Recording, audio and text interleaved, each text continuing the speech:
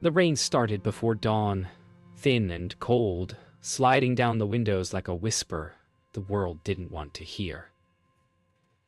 Eleanor Harper sat alone at the edge of her late husband's funeral, her gloved hands folded neatly in her lap. Around her, murmurs rippled like quiet judgment. "She's lucky he married her at all," someone whispered. He was 70, she was a nurse. Of course she wanted security. Eleanor didn't look up. 67 years had taught her the power of silence. She had stood beside Charles through every illness, every sleepless night.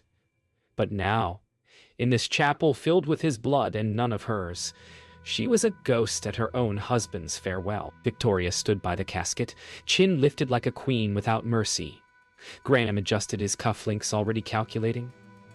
Olivia wept softly, eyes darting toward Eleanor with guilt she couldn't hide. The priest spoke of legacy, devotion, faith, but the air stank of perfume, money, and quiet cruelty. When the ceremony ended, Eleanor rose alone. The family filed past her without a word. Her wedding ring caught the gray light one last time as she whispered beneath her breath, "Goodbye, my love." The ride back from the funeral was quiet. Victoria sat in the back seat scrolling through her phone, Graham muttering about estate matters, Olivia staring out the window. Eleanor rode in a separate car. Her own request. The driver offered condolences. She nodded, eyes fixed on the road. Every mile of gray countryside blurred past like years lost to other people's comfort. She remembered the way Charles once laughed on that same road. Now only the hum of tires remained. Back at the Harper estate, silence clung to the air like dust. The house looked larger without Charles, its grandeur now a hollow echo. The children gathered in the parlor, already debating who would handle the next steps. Eleanor listened from the doorway. No one asked if she was all right. Victoria's voice cut through the quiet. "We'll meet the lawyer tomorrow." Father wanted this done quickly. Graham poured himself whiskey, smirking. He left everything in order. "I'll handle the estate paperwork." Eleanor turned away before her voice could tremble. She whispered to herself, "He promised me fairness." That night, Eleanor sat by the window in her small upstairs room, the one farthest from Charles' study. She took off her gloves and laid them on the table. The house was quiet except for rain ticking against the glass. From the hallway below came muffled laughter, the children drinking to their future. Error! She opened a worn jewelry box and found an old note in Charles' handwriting. "To my dearest Ellie, thank you for saving me more times than you'll ever know." Morning came with a weak sun and stronger resolve. Eleanor dressed in black once more, her movements deliberate, her expression unreadable. Downstairs, Victoria and Graham were already dressed for the lawyer's meeting, smiling as if victory was certain. Eleanor simply nodded when they ignored her greeting. The driver waited outside. As she stepped into the car, her eyes lingered on the house, its windows reflecting her life's years, all given, none remembered. She whispered softly, "Let them read it." The next morning's chill seeped through the stone walls of the Harper mansion. Breakfast was laid out as if it were any other day, silver trays, white china, and conversation too sharp to be polite. Eleanor entered quietly, her black dress still immaculate. Victoria looked up from her newspaper and didn't bother to hide her smirk. "Eleanor, dear," she said, her tone sweet and poisonous. "The lawyer's meeting is at 11. Try not to make it emotional." Graham chuckled under his breath. Olivia kept her eyes on her plate. Eleanor poured herself tea, her hands steady. She didn't respond. The silence stretched, brittle, uncomfortable, until Victoria rose and brushed past her. "Father always wanted order," she said. "Let's not disappoint him now." Eleanor's eyes drifted to the window. Rain again. Always rain. Later that morning, the hearse carrying the last of Charles' belongings arrived. Boxes of old books, medical journals, and family photos. Eleanor approached quietly as movers unpacked them in the hallway. She reached for a framed picture of Charles holding her hand during their wedding. Victoria's voice echoed behind her. "That can go to storage." Eleanor froze. "It was our wedding day," she said softly. Victoria's eyes narrowed. "Then you should have kept it somewhere smaller." The words hit harder than they should have. Eleanor placed the frame back gently and walked away. Her face didn't break, but her reflection in the glass did. Eleanor stepped outside for air, walking the gravel path to the edge of the estate. The world was damp and colorless. Just the crunch of gravel under her shoes and the sigh of distant trees. From the open window above, she heard Graham's laughter. Imagine her surprise when she realizes everything goes to us. She stopped walking. For a long moment she stared at the wet earth beneath her feet. She whispered to herself, almost inaudible, "People always imagine too much." Then she turned and walked back toward the house. Her back straight, her silence no longer submission, but armor. By afternoon the house buzzed with shallow preparation for the lawyer's meeting. Makeup brushes, perfume, the rustle of tailored clothes. Eleanor waited in the sitting room, watching the clock. Olivia entered quietly, hesitant. "You were kind to father," she said softly. He told me once that he couldn't have managed without you." Eleanor turned to her, eyes gentle. "Then I'm glad someone remembers." Before Olivia could reply, Victoria's voice cut in from the doorway. "Let's go. We don't want to keep Mr. Lowell waiting." Olivia's eyes lowered again. Eleanor rose, picking up her small black purse. "No," she said calmly. "We don't." The drive to the law office was steeped in silence. The city skyline rose in the distance, washed in pale sunlight after days of gray. Eleanor watched the buildings pass, her reflection flickering in the car window like a ghost beside her.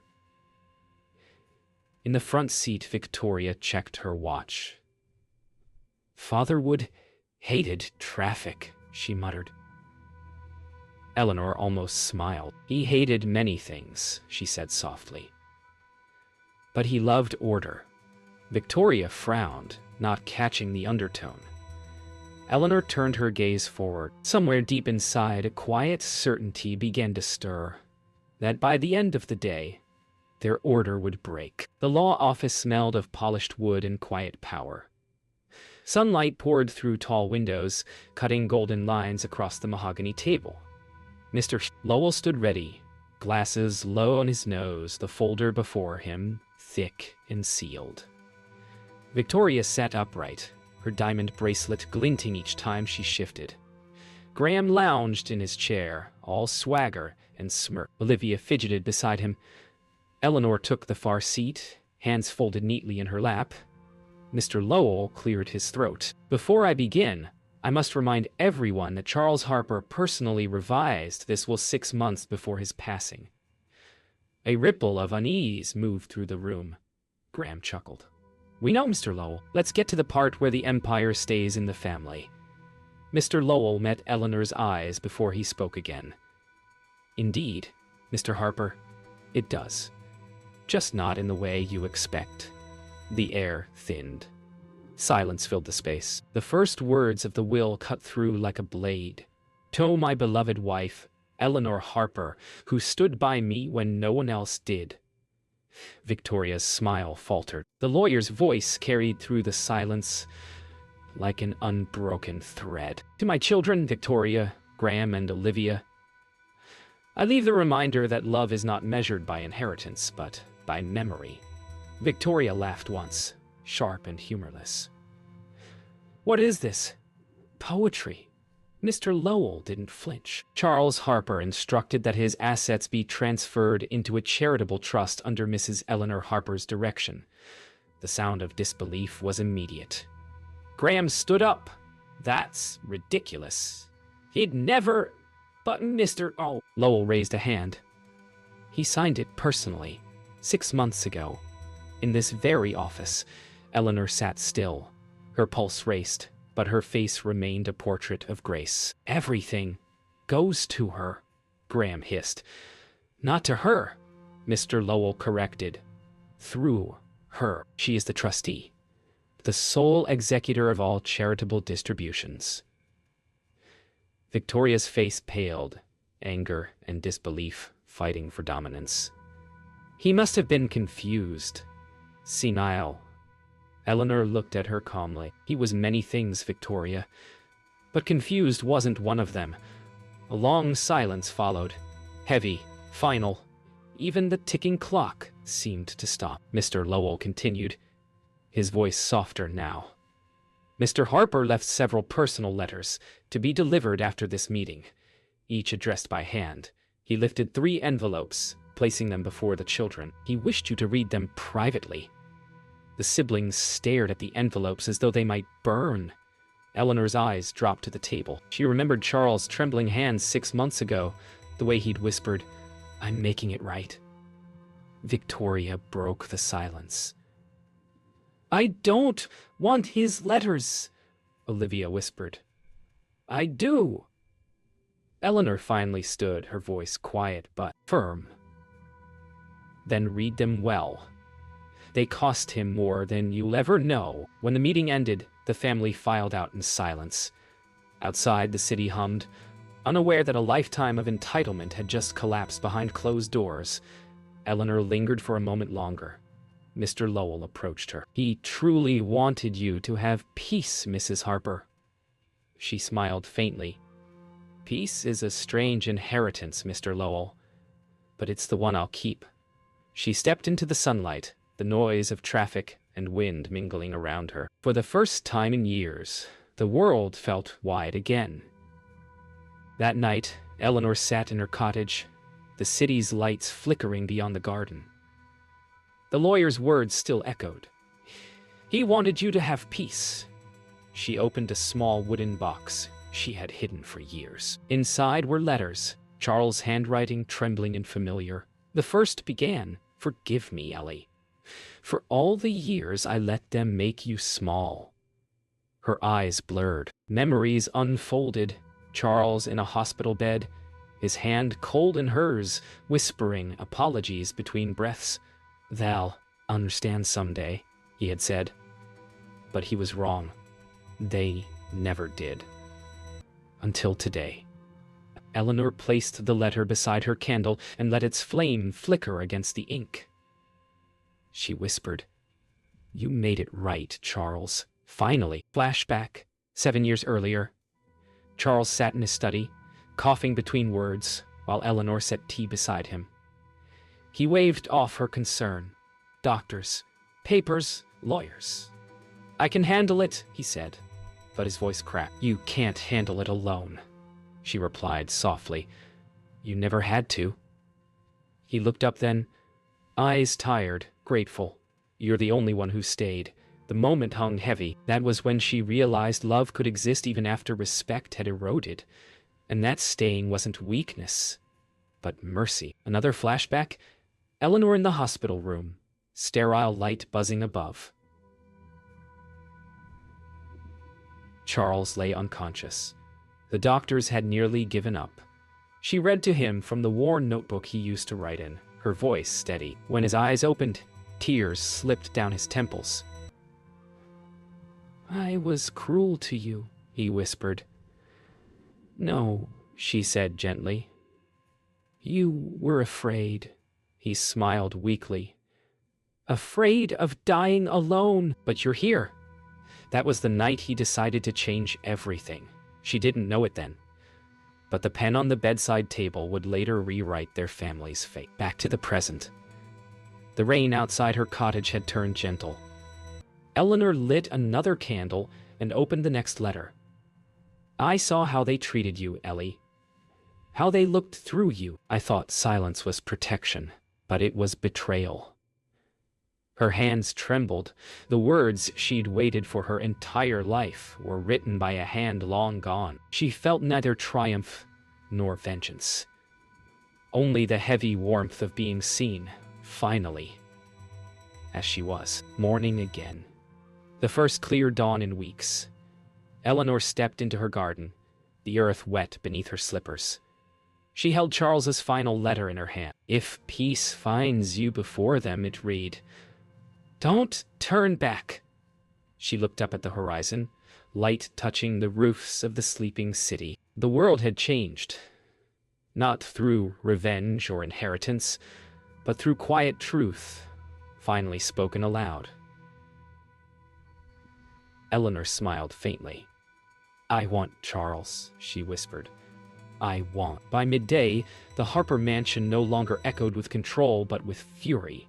Victoria paced the parlor like a caged queen, the letter from her father crushed in her fist. "He was manipulated," she snapped. "That woman twisted him." Graham poured himself another drink. "Oh, stop pretending, Vic. He saw what we were, finally. Maybe Eleanor deserves the show for putting up with him." Olivia flinched. "Don't speak about father like that." Victoria turned on her. "You're defending her now?" Upstairs, Eleanor quietly packed her few belongings. She didn't need to hear the argument to know every word. For the first time, their noise didn't reach her. Victoria slammed her letter on the table. "Do you know what he wrote me?" she hissed. "He said he was proud of me, for surviving, but ashamed of what I became." Her voice broke on the last word. Olivia whispered, "He wrote me too. He said he wished he'd told me I was enough." Graham laughed bitterly. "And mine? You were clever but never kind." No one spoke after that. For the first time, their father's absence filled the house like truth itself. Heavy, echoing, final. Eleanor entered the room quietly, suitcase in hand. The argument died instantly. "I came to say goodbye," she said softly. Victoria turned sharply. "You can't just walk out. This is still our house." Eleanor smiled gently. "No, Victoria. It was his house, and he's finally left it to peace." Graham stepped forward, guilt flickering across his features. "You're really leaving everything." "I already have what matters," he said. Her tone wasn't proud. It was freeing. Victoria's voice trembled now, stripped of venom. "You think this makes you noble, walking away?" Eleanor met her gaze evenly. "No, it makes me free." For a long moment, they simply stared, two women divided by bloodlines and pride. Then Eleanor added softly, "He wanted you to find kindness." "I hope you do."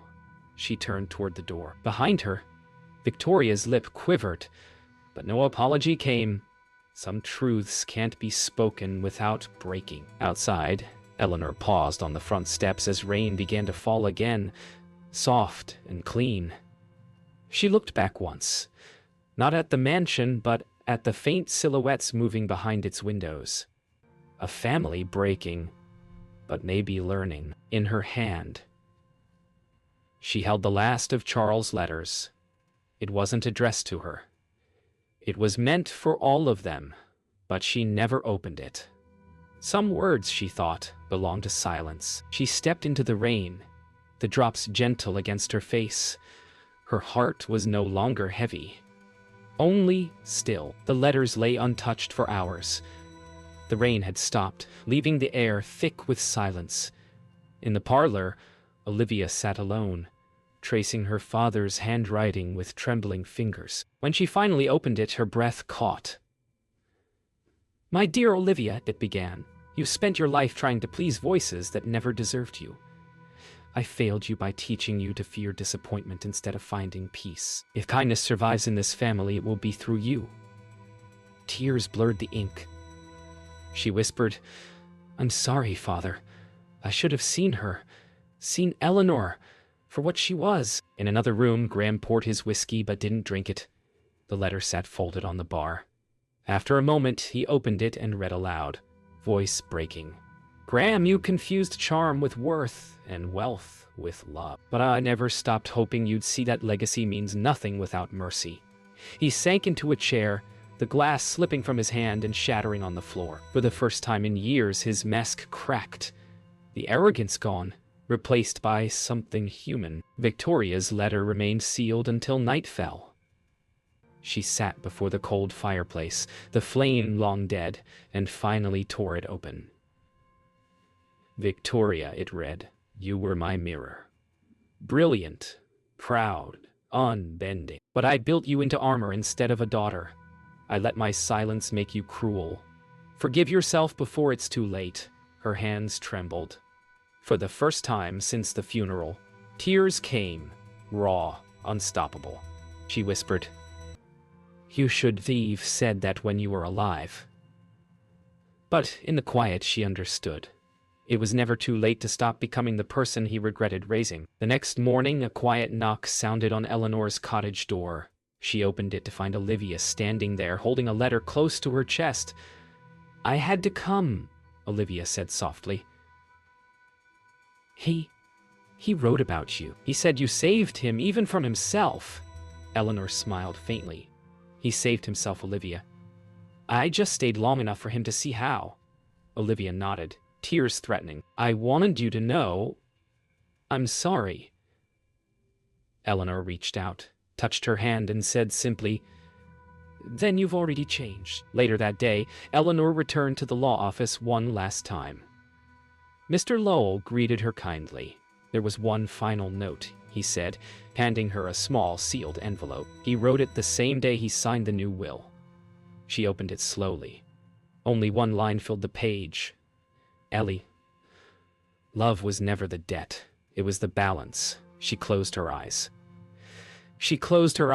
For a long moment she stood in the quiet, breathing the stillness that follows understanding. Then she smiled. Not for him, but for herself. Weeks passed. The estate was silent now. Lawyers gone, guests forgotten, only echoes left. Victoria walked through the halls alone, her heels soft against the marble. She paused before an old photo, her father's wedding to Eleanor. For the first time, she looked at it without resentment. The older woman's smile wasn't victory, it was love. She reached up, brushed the frame clean, and whispered, I see her now.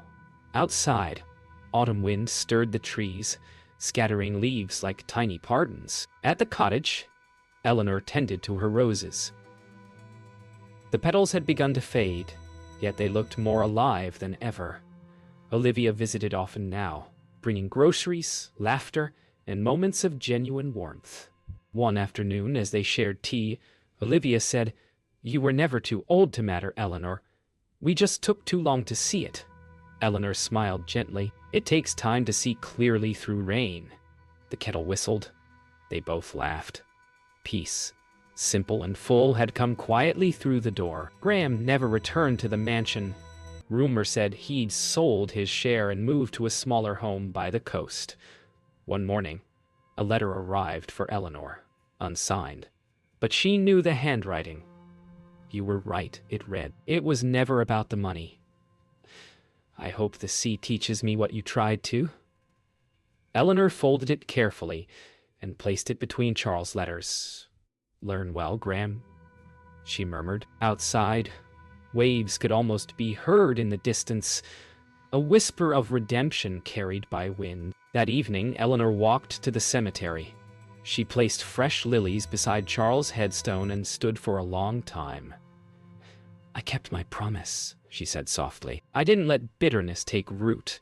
A faint breeze moved her hair, almost like a response. She smiled. Rest easy. We're all learning, finally. The sun dipped low, casting gold over the graves. For the first time since the day of the funeral, the sky held no rain. The next morning, Eleanor watched the sunrise from her garden bench. The sky unfolded in pale gold, the city beyond just waking. She closed her eyes, breathing the quiet air. The world had called her old, invisible, disposable. But she had outlasted their judgment and turned it into grace. Peace wasn't given to her. She built it, one act of silence at a time. She whispered, Thank you, Charles, for finally hearing me. Then she smiled and let the moment rest, perfect and whole.